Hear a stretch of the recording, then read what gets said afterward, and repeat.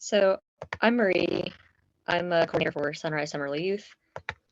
And today we're meeting with Eve Seitchik, who is running for councilor-at-large in our 2021 municipal elections.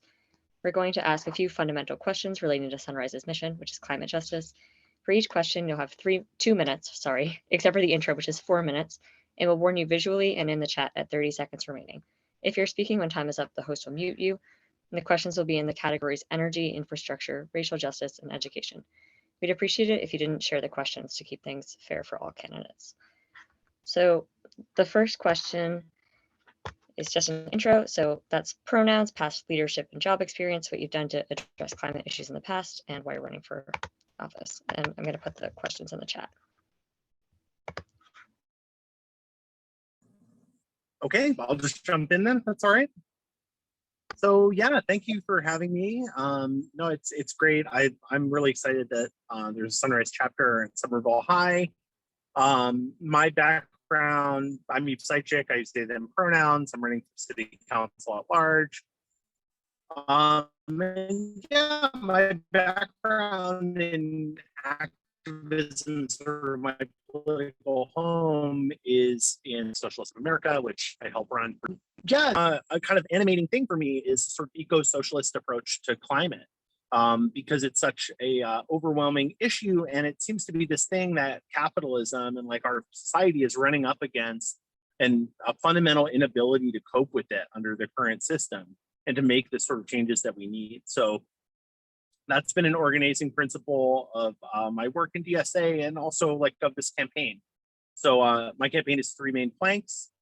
It's housing for all, which is tenant protections, building thousands of units of green social housing as part of a municipal Green New Deal, and yeah, basically fighting the state for rent control and the other tenant protections that people in Somerville need.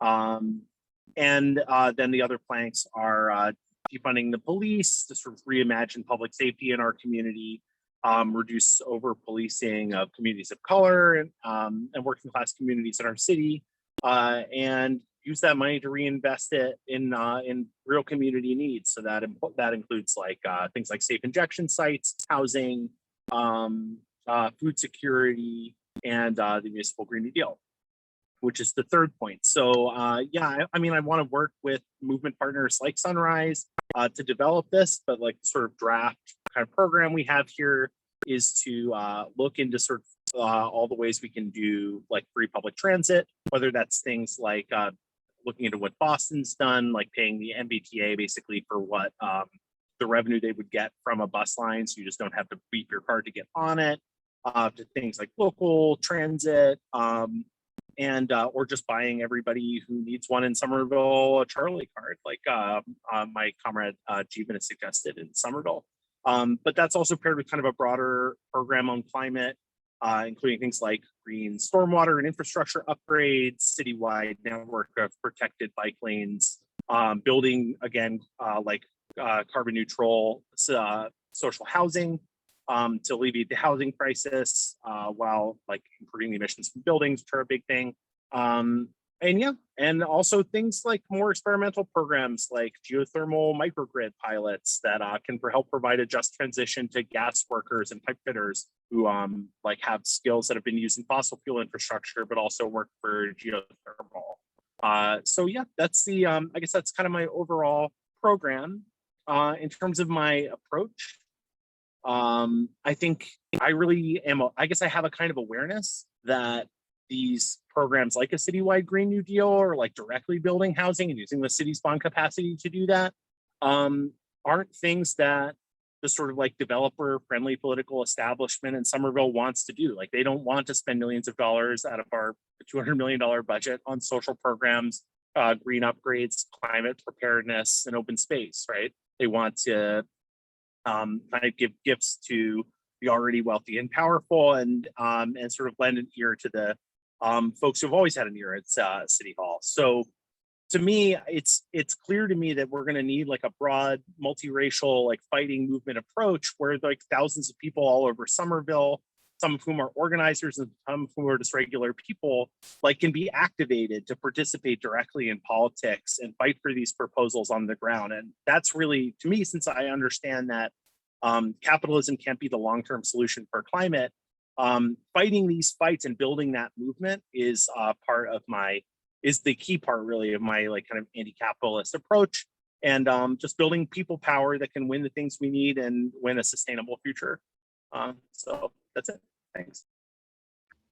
Great, thank you. Our next question will be about energy. So you'll have 2 minutes for this question and all questions going forward. How do you plan to transition Somerville to an all-electric 100% renewable energy grid, and by what year will you do so? Yeah, this is a really good question. I think, I mean, we have some common sense things in place now, like gas bans for new construction, like that's crucial.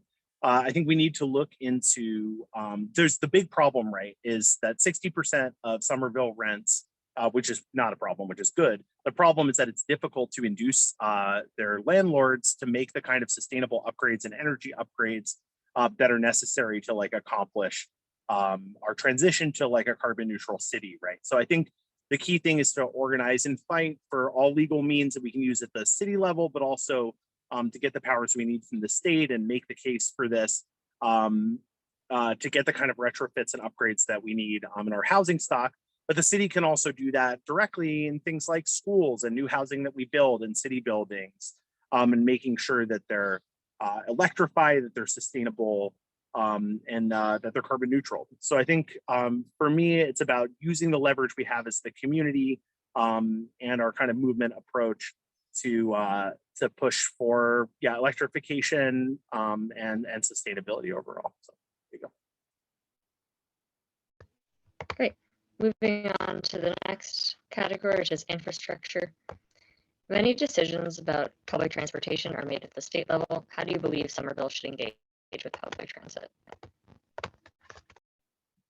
Yeah, I mean, it's true, right? Like we should build a statewide movement to free the T, for example, right? But the that's not to say that we have to wait for the state to do anything. We should build that movement, but we should also turn Somerville into a powerful example of what's possible with municipal power. Like, sure, we can't make the T free for everybody, but like using some of the proposals that we've like already explored in our movement that I like to refer to in my intro, like buying people monthly Charlie cards in bulk in as close to a universal way as possible, or kind of buying out portions of bus lines, working that out like with Boston for bus lines that go through both. I think we have a lot of options. I mean, there's also just things like citywide network of protected bike lanes, adding more bus lanes and connecting them into a network to do bus rapid transit that do fall squarely in the municipal arena. So I think we got to have those two tracks in parallel. Great. The next question you already have addressed. It's just a yes or no question, but you can elaborate if you want. Do you intend to make it? Oh, sorry, you cut out, but I think I saw in the chat. Yes, I think this should be a top both climate priority and like an equity and racial justice priority to make the T-free and to improve transit for low-income residents of color, and also to make it so that people can get around the city efficiently. So yeah, that's a yes. Okay, we're gonna transition now to our racial justice and social issues category. So the first question is, how do you view the future of policing in Somerville, and how have you engaged with the issue previously? Yeah, so I alluded to this in my questionnaire, but this is like a deeply personal issue for me. I was on the ground in August 2019 during Straight Pride, where me and other activists, including a lot of fellow trans activists, were protesting like literal white supremacists and fascists who were doing a rally for so-called Straight Pride and really white supremacy. Police officers came in from all over the city. I mean, for all over the metro area, including from Somerville. And like, I watched Somerville cops tackle my trans friends to the ground for participating in a nonviolent protest on like issues of racial justice and queerphobia. So I think about that like every time I walk past a Somerville cop. And I think that's really been an animating thing for me in wanting to take aspects of our society that really don't need to be done by armed police officers, like traffic enforcement, mental health, domestic violence response, things like this, that to me amount to essentially a 60% overall cut in the medium term to the Somerville police budget. So for me, it's about addressing the root causes of suffering in our community, not funding more cops, and thinking about really how we can reimagine our overall approach to public safety and addressing the root causes of poverty. Thank you for sharing that. So our next question, continuing in the same category, how will you integrate new immigrants, particularly undocumented families, into the community? And Yeah, thank you. No, this is a really important question. I mean, I think all the time, like on the doors, I run into people who, the turnover in Somerville, like people will often stay here for a couple of years only because their rent gets raised and they're displaced, right? So there's just constant churn of our a large parts of our rental population because of the housing crisis. So it often happens that I'm knocking on someone's door to talk to a voter for my campaign, but instead I talk to someone who's not a citizen, right? Who happens to live in that unit now. And what I always say is, we all live here. We're all fighting to make Somerville a better place and a place that works for all of us, not just like the wealthy and well-connected. And like and I really want to invite, and I do invite non-citizens to participate in sort of our movement politics, right? Because we all need these crucial changes to policing, interventions to our housing crisis, and green policy, investment in school facilities, things like that. So to me, being welcoming is about like maintaining our crucial status as like a sanctuary city, right? And having things like in Chelsea, which is a large immigrant population, the Chelsea Eats program, which like gives people SNAP matches and other food aid without regard for their documentation status. So to me, it's about having universal programs that don't discriminate on the basis of documentation status, and fighting side by side with our immigrant neighbors for the changes we all need, and not focusing only on residents, and especially, as we often see, focusing on homeowners.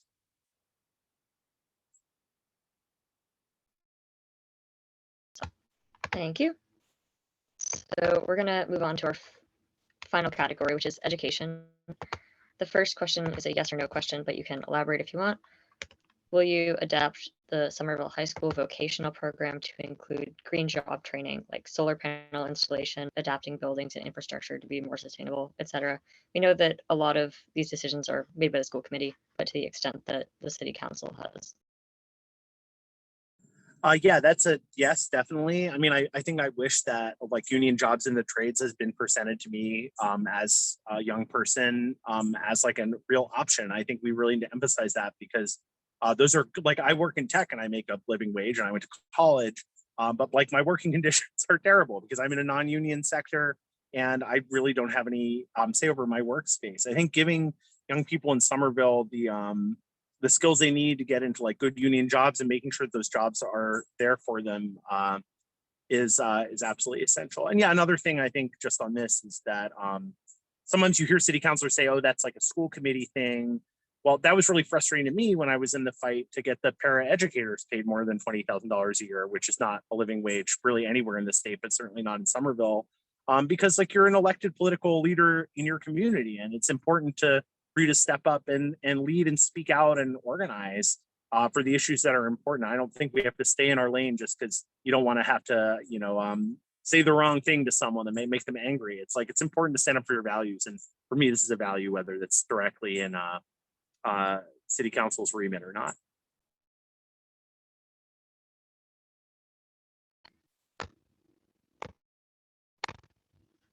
On to our last question, which is also about education.